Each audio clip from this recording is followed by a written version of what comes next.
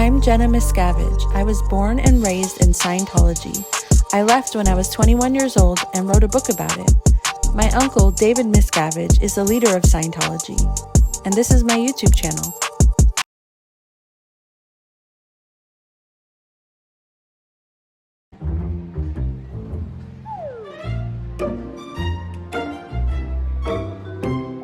I'm at the airport all the time, and honestly, I really enjoy traveling, but every time I get to the airport, I'm in a huge rush.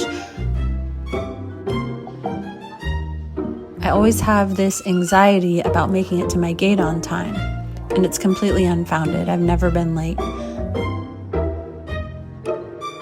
but I still get the anxiety. I also want to make sure I have enough time to get food, so I usually blow past everything just to get through security.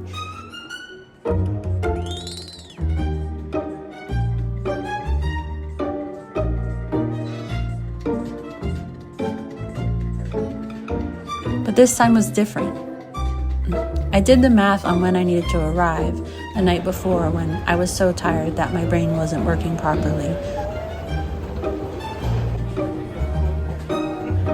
So I got there way early, like at least an hour before boarding.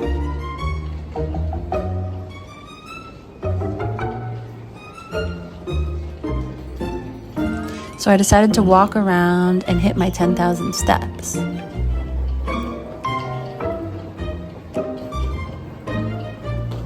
There's this art I always see on my way in, but it's before security, so I've never stopped. But this time, I checked my bag and actually looked around.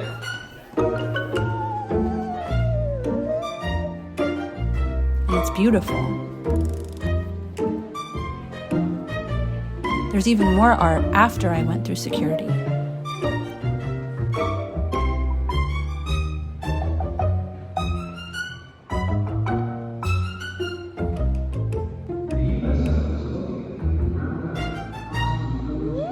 It's amazing how much thought and detail go into a place like an airport.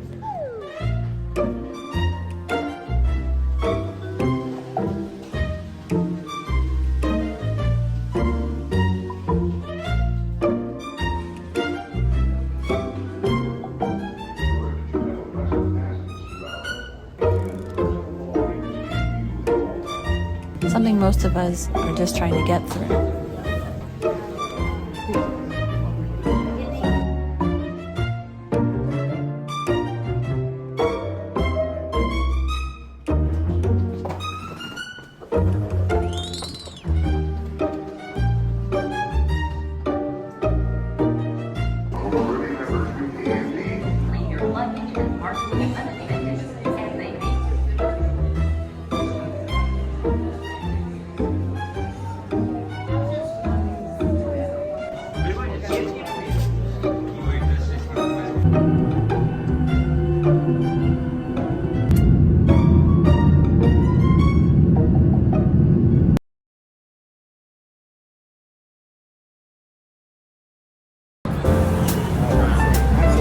If you pull up, I wonder.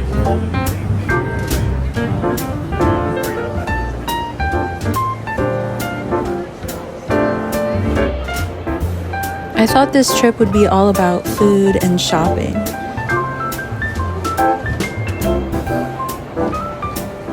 But it turned out to be something completely different.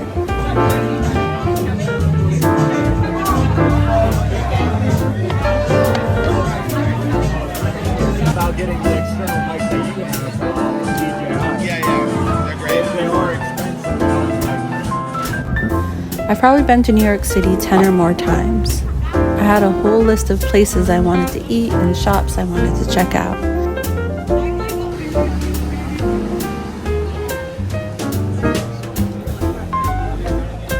But within the first few minutes of being there, we were already meeting up with people. Yeah, everyone around.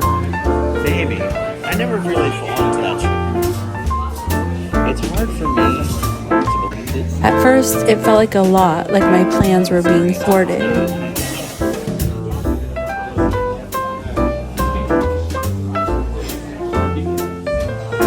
But the more time we spent together, the more fun I had.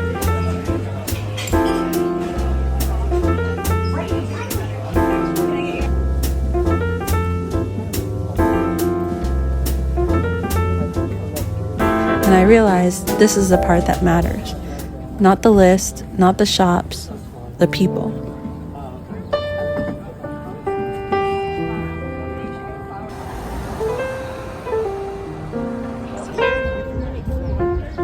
This is why I love YouTube, because everywhere I go, it feels like home.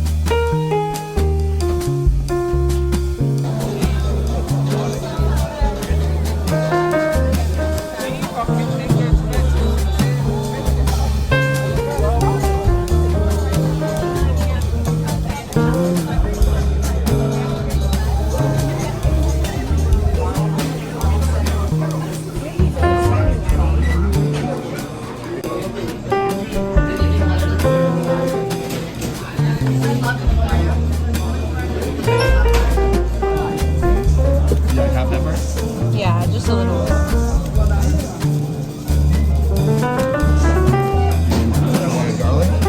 think that's Parmesan, isn't it? No.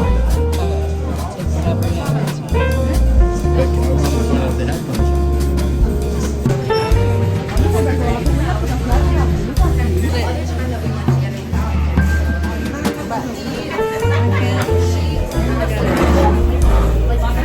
fine. No, because it's... I was trying to get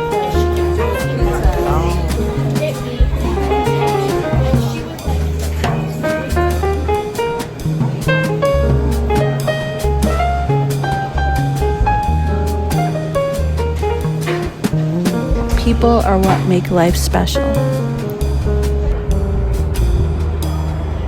On my last day in the city, I was alone.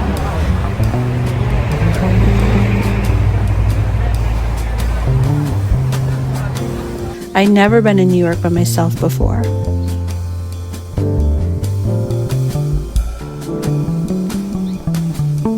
Being alone meant I could go anywhere I wanted, and I did.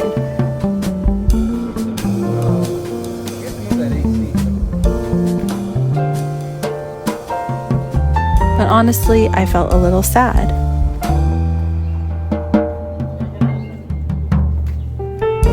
It just wasn't as special without people there. I'm so grateful for the people I met, getting to know them, hearing their stories. We all connected through leaving or protesting Scientology.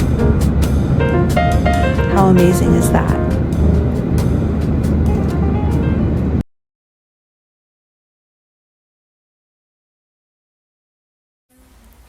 This is a flower frog, and this is a ceramic bowl that I made myself.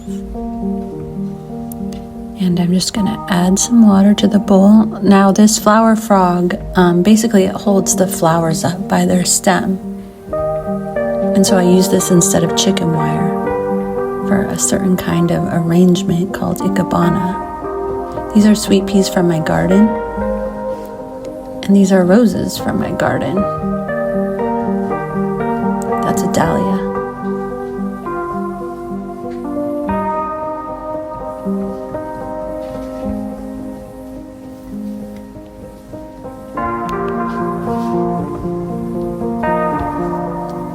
And I just put each stem in one at a time. And I always try to make one side of the arrangement higher than the other. These two pretty roses, the orange ones, are called Easy Does It. And when they're tight and closed up like that, they're more orange. But when they open up, they have more of a pink inside and like a yellow center. And I love the way that they change as they open up. It's so pretty.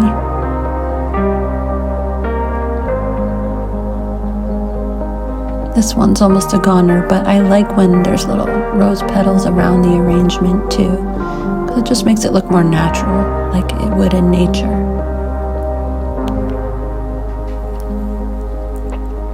That frilly rose is called Princess Charlene of Monaco. This is a more closed version of it. You can actually pry open the petals with your hands to make the flower look a little more open. I love how it has little bits of yellow and orange and apricot in there. This rose is called Jubilee, and it is a David Austin rose, and it smells amazing, and it has so many petals in it.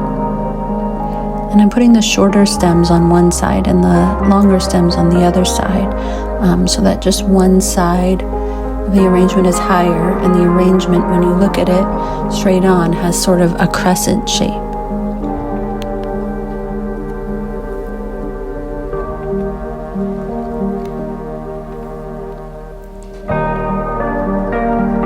This is another Princess Charlene of Monaco.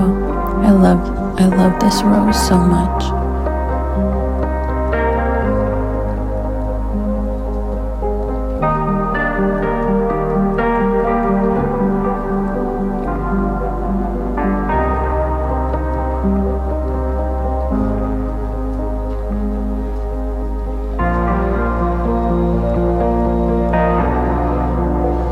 Just trying to fit everything in there. This rose is called Distant Drums. It has amazing shades of purple, orange, yellow, and it opens up beautifully. And this is a dahlia. It's not dahlia season at all, but I found this in the garden as a little volunteer, and it fit the color palette. That made me so happy. Okay, now we're going to add in these sweet peas, which smell amazing. I love this orange and sort of pale purple lilac color together. I absolutely love it. And I'm just going to use the sweet peas to sort of fill in the holes between the roses so that you don't see as much stem when you're looking at the arrangement head on. And again, I put the higher stemmed sweet peas on one side, and then on the other side I put a trailing sort of vine coming out from it. So it sort of looks like something that could happen in nature. But I love the simplicity of only using 2 colors and 2 flowers for an arrangement.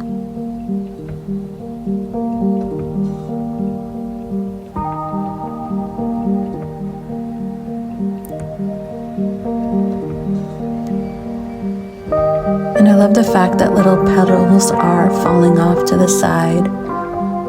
I just think they look so pretty around the arrangement.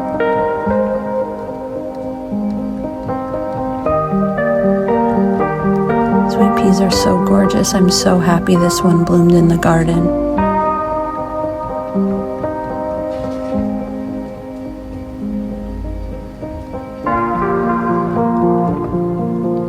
Just adding a few little bits.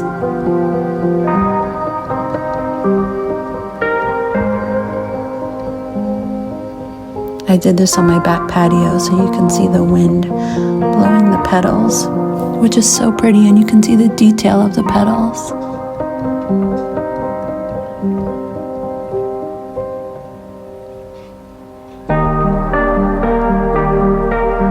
And here we go.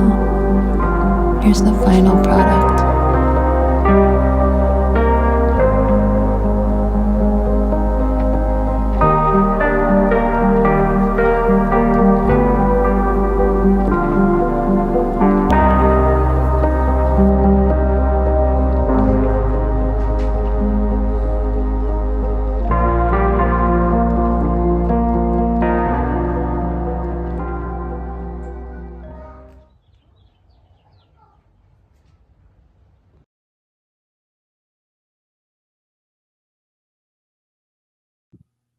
Hey you guys, I am just at home and I have about an hour before I have to go pick up my daughter. So I thought it would be good for us to have a little chat and talk about some things that are going on in my life and some thoughts that I've had recently that I wanted to share with you guys.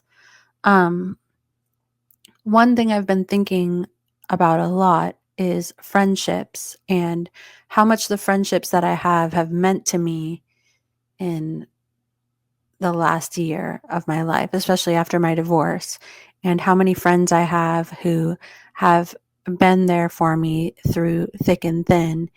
And yeah, just how much this has meant to me. And I know a lot of you guys in the comments have, or I should say, some of you guys in the comments have talked about like having questions about, um, finding friends when you're an adult or how to make friends. And I thought that would be a good thing to talk about because that's very much something that's on my mind right now. And so I made a little list on my phone of things that have been helpful to me. I got a new phone case. I'm really excited about it. Taylor Swift has this phone case, so we're the same. Um, okay. And this all sort of comes back to something that's been going on in my life and that's been happening with friends and people who I thought were my friends, and I think that we'll circle back to that at the end of the video. But I think the biggest thing that has helped me make friends, I guess I've made a lot of friends through my kids and their friends' moms, but also through my business, people who I've worked with, and, in the past, people who I've met at work. But the number one thing that I have found that helps me to get close to people and helps to sort of break the ice is being vulnerable. Um, Usually, when I first meet people, people are cordial and they not everyone, but they tend to be a little bit braggy, which is sort of a defense mechanism. Like they'll be like, "Oh, this is what I have going on in my life. There's this cool thing about me." And I feel like braggy characterizes it in a wrong way, but people want to make a good impression. And because on some level, I feel like there's some little undercurrent of people people don't want to be friends with people who are like sort of competitive towards them, because people aren't competitive with their friends unless it's like in a jokey way. Um, and so I have found that when I am vulnerable with people, it's sort of like, when I maybe tell them about myself that um, it like is the opposite of bragging, like maybe if they ask me about my relationship with my family or something that I've had trouble with or the fact that I just got a divorce, I find that it puts people in a state of mind where they're not like, "Oh, I'm competing with this person," or "I need to put on a front with this person." They're being real with me. And because they have trusted me in this way, I can now trust them with something. And I just have found that it really opens people up in the sweetest way. Like you really see the best, most kind, empathetic side of people while signaling to them that you're a safe person because they know that you have empathy because you've gone through hard things. And the truth is, everyone's gone through hard things. Everyone, has their own story of trauma or just something hard that they're going through. And so doing that has been something that was almost counterintuitive. People tend to want to brag or be like, "Oh, I can do this cool thing," or whatever. But really going at it in the opposite way, I have found works much better. I would say the second most important thing about maintaining friendships, once they start, even when they're just like baby little friendships, if you hit it off with someone or you have a connection, it is taking the time and trouble to be consistent and to go to them and to like make time for each other. Make a coffee date and do it like once a month, Don't like let it go too long before you see your friend, because putting in that consistency, while it might be awkward and you might have a few like friend dates or experiences that are a little bit awkward, once you build up years or months of this, that's really what matters. That's the making of a friendship. Some days you'll be off, some days they'll be off, but keeping at it is really where friendships are made. Keep coming back to it, because soon you'll have a year behind you and you've been like, oh, we've been friends for a year. Oh, we've been friends for 2 years. My bestie, Marlena, like we cold met each other through somebody who worked at my ex-husband's work. And now we've literally been friends for like 10 years. I mean, that's a decade. And this is somebody who literally we're just friends because we like each other. Our husbands don't work together anymore. We have stayed in touch literally just because she's been there for me. She been there for her. And so it's really just because of love, and it's because of consistency. There were times when she was having a baby. She lives about 40 minutes from me. And I was like, no, I'm just going to go to her because I know it's hard for her to come to me right now. She has a lot on her plate. So I'm just going to go there. And it's not always going to be fair, but that's not what it's about. Of course you want to be friends with somebody who's going to put in equal effort, but it's not always going to be equal effort. It's not, sort of tit for tat. In the last year, Marlena has put in a lot more effort with me than I ever have with her. So it sort of comes in waves. Sometimes one person will need you a lot more than the other person will. And so just keeping consistent at it and making time for each other. Sometimes months will go by where I won't see her, but then we make up for it. But definitely at first starting out, I think consistency is really key.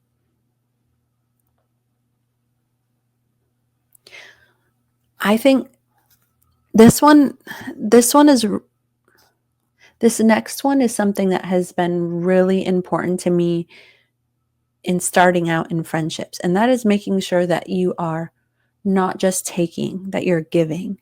So making sure that you're not just talking about yourself. Everybody loves to talk about themselves, and that includes the person who you are falling in friends with, sort of like falling in love with, but falling in friends with, because everyone wants to feel listened to. And even if at first, like there were many times where I was a little bit friendship starved when I first decided to go on this mission to make friends.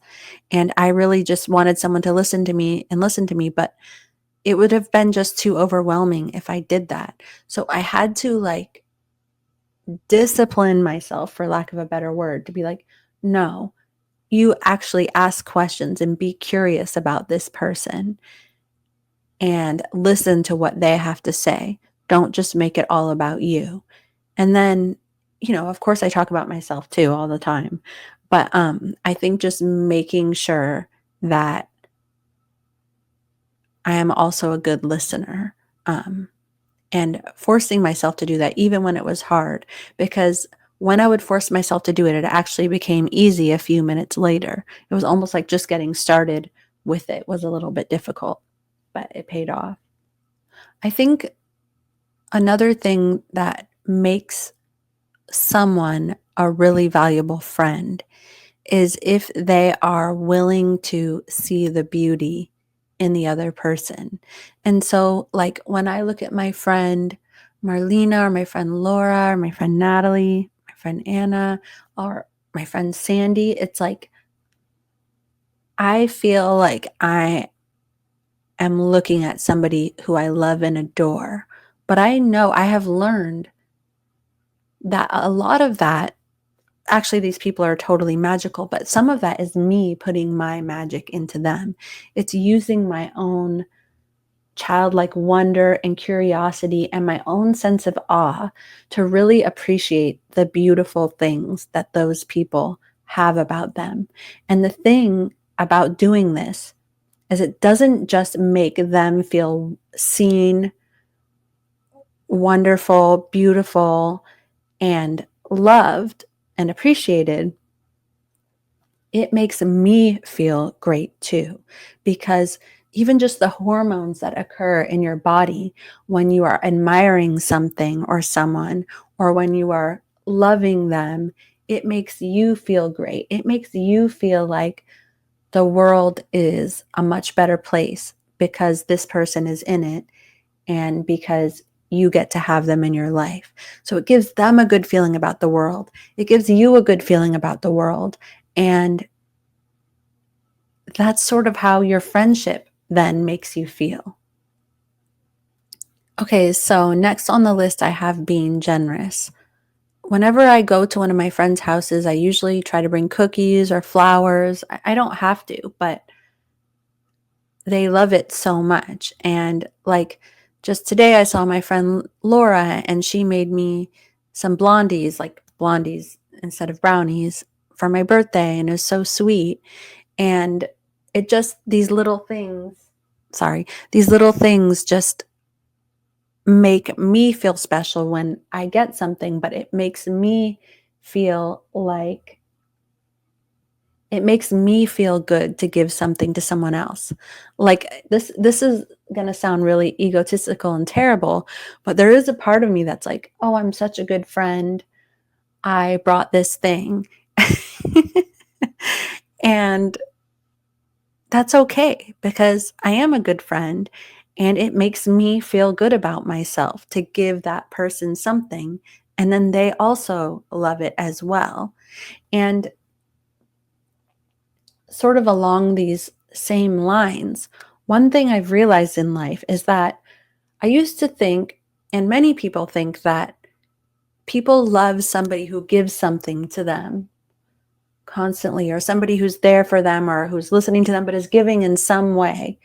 And I actually have come to realize that I think people tend to love people more when they themselves are giving to that person. Meaning, like,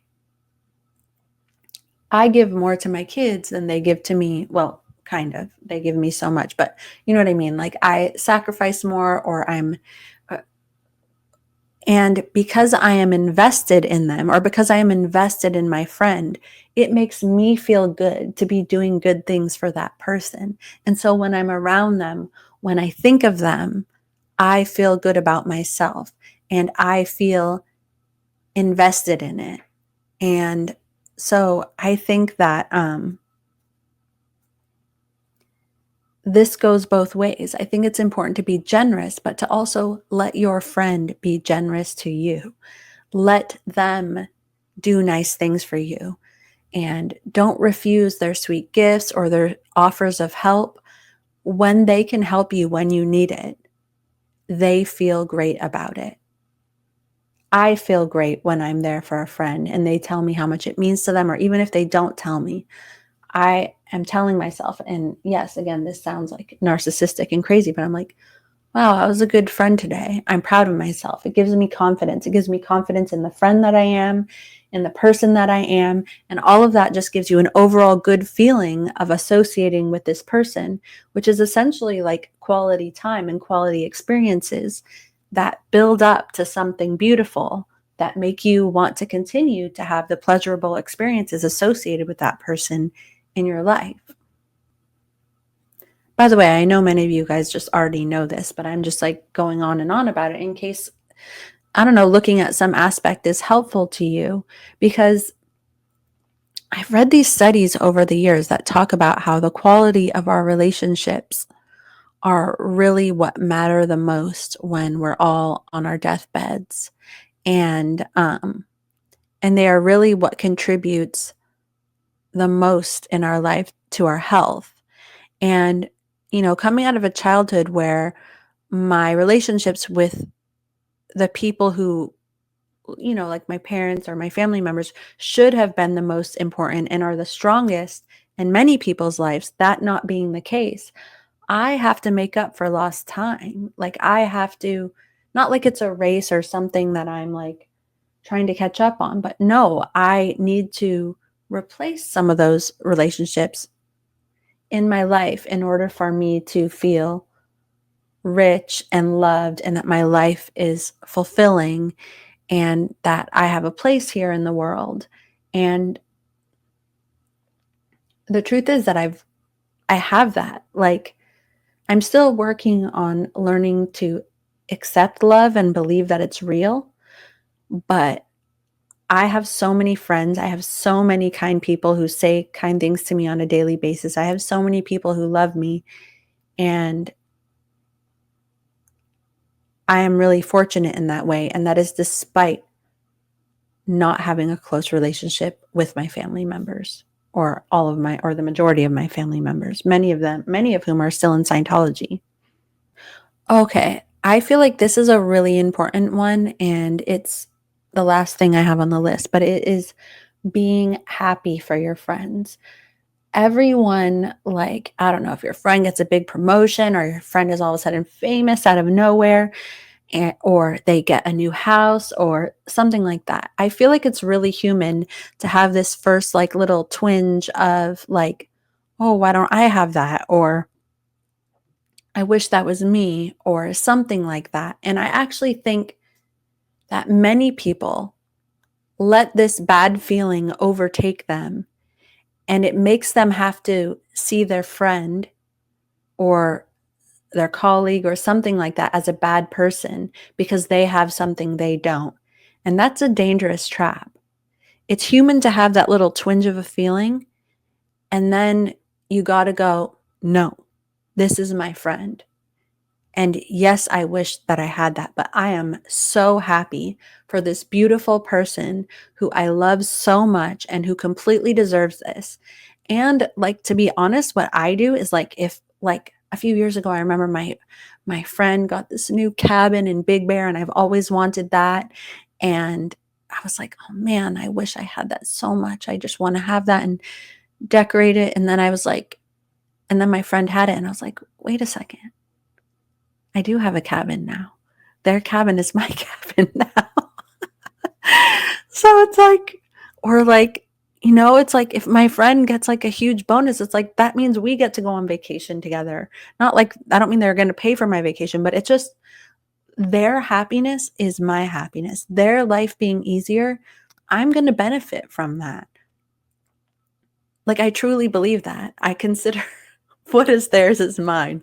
Not really like literally, but it's like, yeah, no, in some ways, if they have a connection that I wish that I had, I do have it because they're my friend. And so, and if I have it, they have it because they're my friend.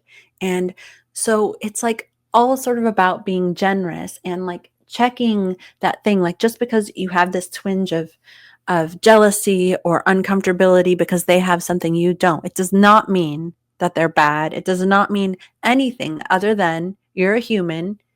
You wish you had that. And if you just think about it, now you do because your friend has it. It's the same as you having it.